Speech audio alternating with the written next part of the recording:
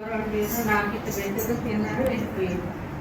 11 గంటల రాత్రి కానించి బాగా ఆవేశం వస్తుంది. అసలు ఆపేదే లేదు నోరు.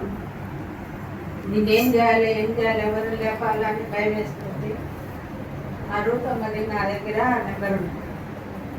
ఏం చేయాలని దెబ్బ దేవులాడే నెంబర్కి ఫోన్ చేసి, అమ్మ నీకు బూకులు మెసల్లా పోతుంది చచ్చిపోతుంది బిడ్డ, తొందరగా రా అమ్మా అని ఫోన్ చేస్తే పక్కకు వచ్చి అమ్మ ప్రశాంత్ ఉన్నాడమ్మా నాకు కొంచెం మా ఇబ్బంది తీసుకుంటున్నాడు, అమ్మ ఇప్పుడే పోయి రమ్మని బయటకి అని అన్నట్టు అన్నాక ఇక ఏం చేయాలో తట్టుకోలేకపోతాను. అర్జెంటుగా తీసుకోబోయి అమ్మ అన్న వరంగల్ తీసుకెళ్ళి అని అంటే మా కొడుకు కూడా లేడు. మా అల్లుళ్ళకి ఫోన్ చేసేది అమ్మ. ఫోన్ చేస్తే అదే తెల్లారపాటికి ఇంకా వాళ్ళు వచ్చింది నైట్ ఆంబులెన్స్ మాట్లాడుకొని ఆంబులెన్స్ వేసుకోలేదు. అసలు నేను చచ్చిపోతా బతుకుతానో నాకే తెలుస్తుంది. సూర్యనైతే చూస్తానా కానీ ఆలస్యం బాగా వస్తుంది.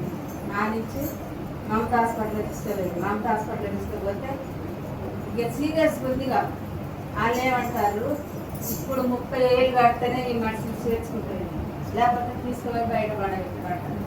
నేను కార్యాలయాలు అందరినీ చూసినాక నువ్వు ఎక్కడికన్నా తీసుకుంటాను అన్నాను. అంటే ఏమున్నది నువ్వు కాలనీలు ఏం దాచిపెట్టినాను మా కొడుకు ఎక్కించాను, ఏం లేదు నన్ను తీసుకోవా నేను అన్నాను. ఇక నేను రాగానే అందరు గుంపులు వచ్చి అందరు పలకరించారు. అయ్యగారు వచ్చింది హాస్పిటల్.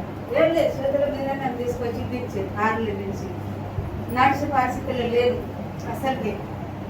ఇక డాక్టర్ 3 రోజుల కంటే ఎక్కువ బతకాలని చెప్పి ఇక అయ్యగారు వచ్చి ప్రార్థన చేసినాక తెల్లారి తాడు మీద నడిచిన దేవుడు సత్రం తాడు మీద నడిచిన అయ్యగారు ప్రార్థన చేసిండు. సంఘం వాళ్ళు నాకు అయ్యగారికి పిలిచి పొద్దున్న సాయంత్రం చేసిండు. మళ్ళీ మా కొడుకు ఇక్కడ ఏమున్నది ఇవ్వదమ్మా, ఈ ఇంటికాడనైతే పప్పులు అవి ఉన్నాయి, ఈ కోడలు వస్తుంది ఇక్కడ ఉండలేదు, నేను పనికి వెళ్ళిపోతాను తీసుకొని నన్ను ఇంటికాడ వచ్చాడు.